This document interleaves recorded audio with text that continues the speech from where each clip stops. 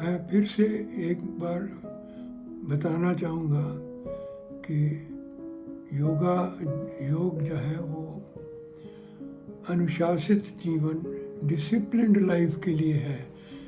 ज़िंदगी के हर पहलू में हमें डिसिप्लिन उस पीरियड का फॉलो करना चाहिए। तो उससे 5 तरह के विकास होते हैं। मानसिक विकास, दूसरा सामाजिक विकास, आर्थिक विकास,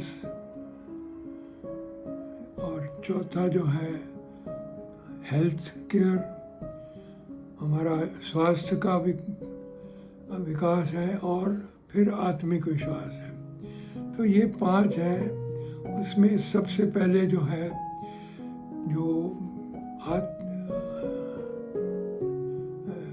मानसिक विकास है, मनोवृत्ति का जो है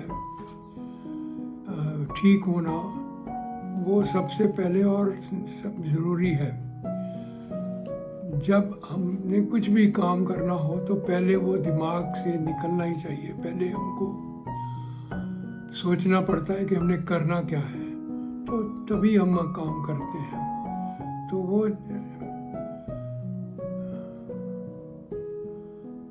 उसके लिए एक मनोवृत्ति जो है पहले वो सही होनी चाहिए कि हम जो परसीव करते हैं, जो हमारी परसेप्शन है, वो जो भी इवेंट्स हैं उनको किस एंगल से देखती हैं, उनको किस भाव से हम उसको रिसीव करते हैं, उसके ऊपर हमारा जो है थिंकिंग भी चेंज हो जाती है।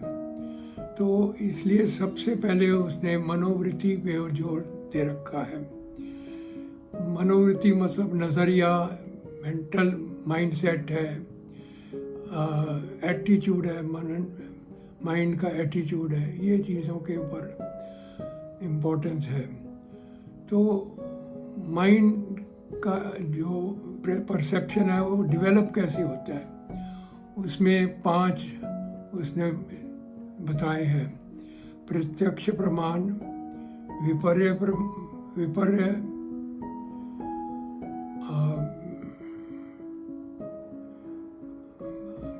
प्रमाण में भी 3 हिस्से हैं, प्रत्यक्ष प्रमाण, अनुमान प्रमाण और आप्त प्रमाण। और उसके बाद दूसरा है विपर्य, तीसरा विकल्प, चौथा निद्रा, 5वां स्मृति। तो हम जब कोई भी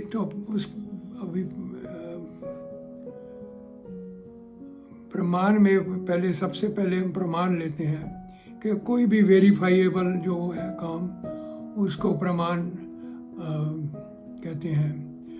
तो हमको जो भी दिखता है, सामने दिखता है, फील कर सकते हैं, हमारी इंद्रियों से कर सकते हैं, सूंघ सकते हैं, ये ऑटोमेटिकली एक प्रमाण हो जाता है कि ये चीज़ हो रही है, और वो प्रत्यक्ष प्रमाण है। फिर उसके बाद अनुमान प्रमाण के हमारी पुरानी मेमोरी से या आगे से हम उसको प्रोजेक्ट करते हैं कि ये हो रहा है, तो हम इस तरफ जा रहे हैं, तो फिर आगे इधर पहुंच जाएंगे। तो एक जो है अनुमान प्रमाण, और आप्त प्रमाण जो है वो किसी रिलायबल सोर्स से जिसके ऊपर आपको पूरा विश्वास है, उससे हमको जो मिलता है वो आप्त प्रमाण है। जैसे कि एक बच्चा है, उसको जो भी माँ कहती है वो उसके लिए वो ही ठीक होता है। अगर जब शुरू में वो उसके इवन टेस्ट डेवलप हो रहे होते हैं, तो माँ कहती है देखो ये कितना मीठा है, अच्छा है, टेस्ट है, तो बच्चा को भी वही हाँ बहुत अच्छा है। तो उसको वो टेस्ट जो है उसकी एक फीलिंग बन जाती है कि ये अच्छा है, और वो उसकी बॉडी भी उस तरह से एडजस्ट करती है। तो इसके बाद विपर्य है कि जब हम कोई भी आदमी के साथ कोई एडजेक्टिव्स लगा देते हैं या कुछ डिस्क्रिप्शंस देते हैं, तो मेंटल इमेज चेंज होने लगती है। एग्ज़ाम्पल मैं एक देता हूँ कि अगर हमको कोई आके मिलाता है कि जी मिलिए ये राम बाबू साहब, तो ठीक है, एक इमेज आ गया कि इनका नाम ये है, फिर ये मेरे बचपन के दोस्त हैं, तो इमेज और बढ़ गया। फिर तीसरा आ गया, सपोजिंग के ये कॉलेज में भी हम इकट्ठे पढ़े हैं और हमने डिग्री भी इकट्ठी पास करी है, तो थोड़ा इमेज और। फिर इन्होंने इसके बाद फलाना बड़ी कंपनी में ये CEO हो गए हैं, तो इमेज और बदल जाता है। और ये जो है बहुत, तो जैसे जैसे हम डिस्क्रिप्टिव करते जाते हैं, हमारा माइंड जो है उसको अलग से रजिस्टर करने लगता है कि हाँ अभी ये है, ये है। तो ये विपर्य जो है डिस्क्रिप्टिव है, उसमें अच्छा भी है बुरा भी है। हम उसको कहेंगे नहीं यार ये बहुत चालाक आदमी है ये, तो ये इसके ऊपर भरोसा नहीं किया जा सकता, तो हमारा इमेज अब दूसरा ही हो जाएगा।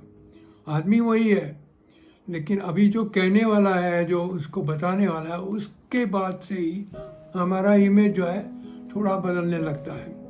तो ये विपर्य है, विपर्य। और उसके बाद विकल्प ये अभी जैसे कि हमको कोई चीज़ का डिटेल्स नहीं पता, हमने नाम पता आ गए, ये टीवी है, अभी टीवी कैसे चलता है, अरे कैसे कहाँ से फोटो और मूवी बातें करते हैं, हर चीज़ सामने आ जाती है। ये कैसे आ जाती है? कोई अभी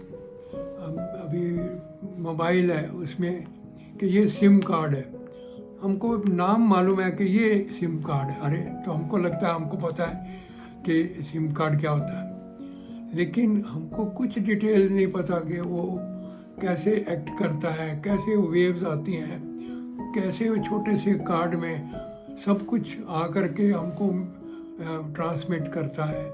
ये सब तो उसमें जो है हमारी सीमित जो नॉलेज होती है वो एक विकल्प हो जाती है कि ठीक है हमको पूरी नॉलेज नहीं, लेकिन हमको नाम याद है। इसी तरह से अगर ये मूर्ति पूजा भी शुरू हुई है, उसका भी यही है कि हमें भगवान तो दिखता नहीं ना महसूस होता है, तो एक मूर्ति बना ली, तो वो एक विकल्प बना लिया, तो उसमें हमने भगवान देखना शुरू कर दिया।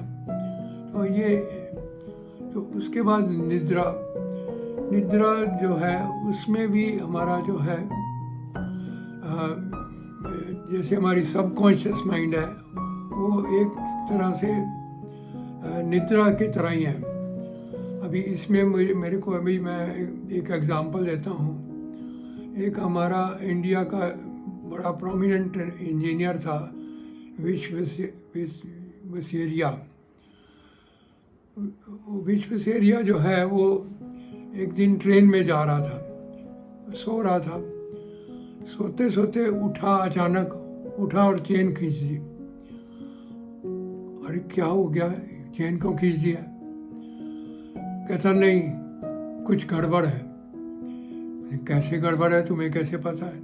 नहीं, मैं जब सो रहा था तो जो बॉडी पे जो आ रहे थे रिदम्स आ रहे थे वो बिल्कुल अलग चेंज हो गए हैं, और कुछ तो गड़बड़ है, ट्रैक चेक करना चाहिए। अरे वो सारे कहेंगे ये क्या है, हम सारा खराब कर रहा है सबका, लेकिन वो पीछे पड़ा, नहीं आप देखो आगे चल के देखा तो वाकई ट्रैक में क्रैक था, और आगे अगर ट्रेन फुल स्पीड पे निकलती तो एक्सीडेंट हो सकता था, गाड़ी उलट भी सकती थी। तो सब हैरान। तो ये जो है मतलब आदमी निद्रा में है या सब कुछ दूसरा काम भी कर रहा है, लेकिन कभी उसका ध्यान किसी और तरफ है, तो सबकॉन्शियस माइंड में जो चलता है उसको निद्रा के हिसाब से मान सकते हैं। और उसके बाद स्मृति, हमारे जो पास्ट एक्सपीरियंसेस हैं उनकी मेमोरी जो है उसके बेसिस पे हमारा जो है जो भी प्रेजेंट हम देख रहे हैं उसका कुछ ना कुछ मॉडिफिकेशन होना लगता है। तो ये 5 चीज़ें हैं जो कि हमारे परसेप्शन को 5 तरीके से हमारा परसेप्शन बनता है। लेकिन ये पांचों जो हैं ये क्लेश कहते हैं, वो भी 2 तरह के हैं, एक क्लेश युक्त, एक अक्लेश। अभी क्लेश क्या है? क्लेश वो है जो हमारे माइंड को ब्लॉक कर देते हैं, और उससे क्या होता है कि हम मतलब अधूरी नॉलेज में या गलत नॉलेज में या गलत परसेप्शन में काम करते हैं। तो इस तरह के जो हैं वो 5 क्लेश भी हैं। तो 5 क्लेश क्या है? अविद्या, अस्मिता, राग, द्वेष, अभिनिवेश। अविद्या जो है वो एक तरह के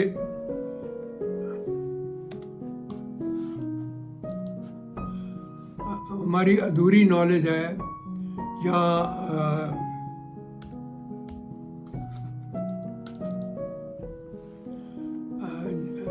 अभी जैसे मैं इसका एक एग्जांपल बताता हूँ कि एक बिजनेसमैन था, फैक्ट्री थी उसकी, वो काफ़ी बड़ी, मतलब बढ़ती गई। तो जब बढ़ रही थी तो उसको लगा कि ये फैक्ट्री छोटी हो गई जगह, ये मेरे को बड़ी जगह पे जाना चाहिए। तो उसने थोड़ा दूर जाके गांव के पास एक बड़ी सी ज़मीन खरीद ली, और वहाँ पर उसने प्लानिंग कर लिया कि यहाँ पर ये बिल्डिंग, ये रूम बनना चाहिए, इधर ये बनना चाहिए, इधर हॉल बनना चाहिए, इधर ये काम होगा, इधर वो काम होगा।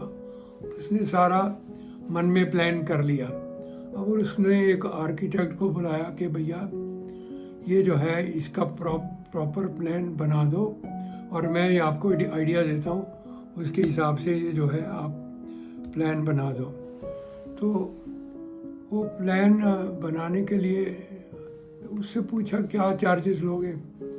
उसने कहा 5% या 10% जो भी है चार्जेस उसने मांगे, और जो हम आपकी बिल्डिंग की पूरी कॉस्ट है उसका 5% या 10% ऐसे कुछ। अरे कहने लगा कमाल है, मेरी बिल्डिंग में तो करोड़ों रुपए लग जाने हैं, तो कई लाख रुपए तो तुम ये लाइनें खींचने के लिए जाओगे, इसमें क्या है ये लाइनें। कहते नहीं है, मैं ऐसे फालतू पैसा नहीं बर्बाद करना चाहता। नहीं किया उसने। तो उसने एक ड्राफ्ट्समैन को बुलाया, उसको बोला भैया ये देखो ये कमरे ऐसे ड्रॉ कर दो, ताकि हम जो मिस्त्री लोग हैं उनको गाइड कर सकें।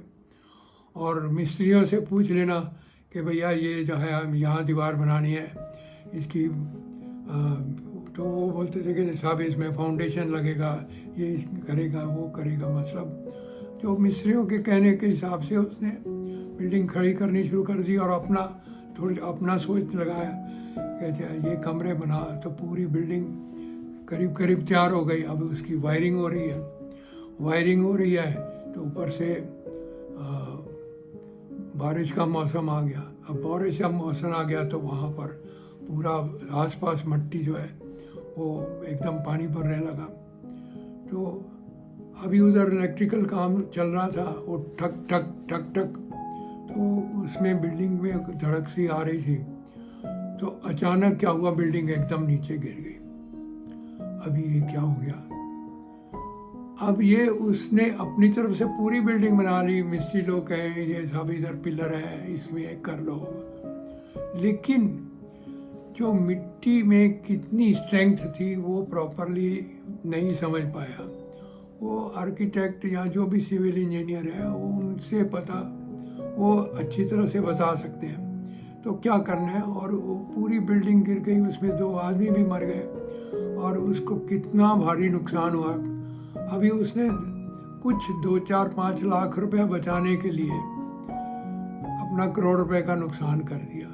अभी ये अविद्या, जब हमारी अधूरी नॉलेज है या हमको मालूम नहीं है, हम बच्चों को एकदम से बहुत डांटते रहते हैं, लेकिन जब मनोविज्ञान के पास जाओ तो वो कहते हैं नहीं, डांटना ठीक नहीं, उनका विकास जो है उनको तरीके से समझाना पड़ता है।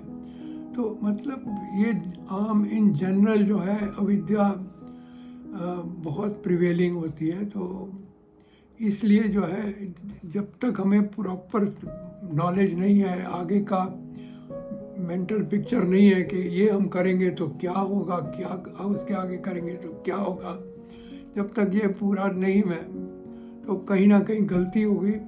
तो उसमें जो है वो उल्टा करना आप कुछ चाहे तो अभी जैसे यही आता है कि अभी मुझे ध्यान में आ रहा है कि वार हो गई, अब इराक की वार हो गई। अब इराक की वार जो है उसमें बेसिकली क्योंकि उसने बगल वाला छोटा कंट्री था उसको कैप्चर कर लिया सद्दाम हुसैन ने, और फैला दिया कि अरे भाई उसके सद्दाम हुसैन के पास उसने फैला दिया कि बड़े इसके पास केमिकल वेपन्स हैं और उससे किसी को भी नुकसान हो सकता। और एक्चुअली अमेरिका ने जब उसको पीछे हटा दिया तो उसकी ग्रज तो थी अमेरिका के साथ, और अमेरिका को एक डर था कि मैं इसके साथ कराए तो ये हो सकता है मेरे ऊपर केमिकल वेपन से करे। तो उसने उसके ऊपर भी अटैक कर दिया और उसको भी, और एंड में करते करते देखा तो केमिकल वेपन निकले ही नहीं कुछ। तो मतलब ये जो है अविद्या से, और अस्मिता जो है वो भी, अस्मिता मतलब घमंड है हमारे को। हम जब एक हाई पोस्ट पे चले जाते हैं तो एक ईगो हो जाती है, हमको लगता है हम जो कर रहे हैं बिल्कुल ठीक है, अभी तक हम इतना आगे बढ़े हैं तो हम ठीक ही करते रहे हैं। तो लेकिन वो इतना हो जाता है कि वो आगे सुनने को भी नहीं तैयार रहता, अरे यार टाइम मेरा वेस्ट मत करो, मुझे सब पता है। तो इस तरह से जब एक ईगो आ जाती है तो वो भी नॉलेज में कुछ ना कुछ कमी रह जाती है। तो अस्मिता के बाद जो है राग, जो हमको प्यारे हैं, जिनके ऊपर हम भरोसा करते हैं, हमको लगता है अरे नहीं ये आदमी तो ठीक है, लेकिन हर समय वो ठीक है कि नहीं है उसकी भी अधूरी नॉलेज है। तो ये और इसी तरह से द्वेष है। किसी के साथ हमारा कई बार पुराना एक बैड एक्सपीरियंस हुआ या लोगों ने कह दिया कि ये अच्छा आदमी नहीं है, तो हमारा माइंड सेट उसके अगेंस्ट ही चलता है। तो उसको जो है ये जो द्वेष, उसको द्वेष बोलते हैं। तो उससे जो है आदमी का नज़रिया उसकी तरफ अलग ही हो जाता है, वो उसकी सुनता ही नहीं ठीक तरह से। और अभिनिवेश जो है डर से। तो ये 5 चीज़ें जो हैं हमारे जो इम्प्रेशंस हैं उनको इम्पैक्ट करते हैं। और अगर वो इम्पैक्ट, और ये नेगेटिव इम्पैक्ट है, अगर जैसे घमंड हो गया तो हमारा माइंड ब्लॉक हो गया हमारा। जैसे इसी तरह से जब राग है, हमको किसी के ऊपर बहुत विश्वास है, हमको प्रिय आदमी है, हम उसको लाइक करते हैं, तो उसकी हर चीज़ हमें अच्छी ही लगती है। हम ब्लाइंडली उसको ठीक है, हाँ नहीं है ठीक है, हमारा गुरु है इसने कहा आगे ये तो मैं। लेकिन इसी तरह से द्वेष है, वो भी अरे ये बहुत चालाक आदमी है, ये तो गड़बड़ करेगा ही। तो पहले ही जो है एक मेंटल ब्लॉक हो जाता है हर चीज़ें, और डर में भी एक मेंटल ब्लॉक। तो ये जो क्लेश है वो माइंड के, जो हमारी थिंकिंग के मेंटल ब्लॉक्स हैं, जो कि हमारे को थिंकिंग में पोर्शन में बंद कर देते हैं, आगे नहीं बढ़ने देते, फैलने नहीं देते हैं।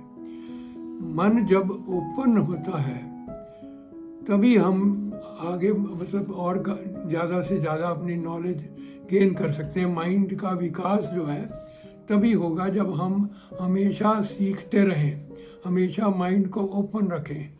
कहते हैं कि माइंड और पैराशूट तभी काम करते हैं जब वो ओपन होते हैं।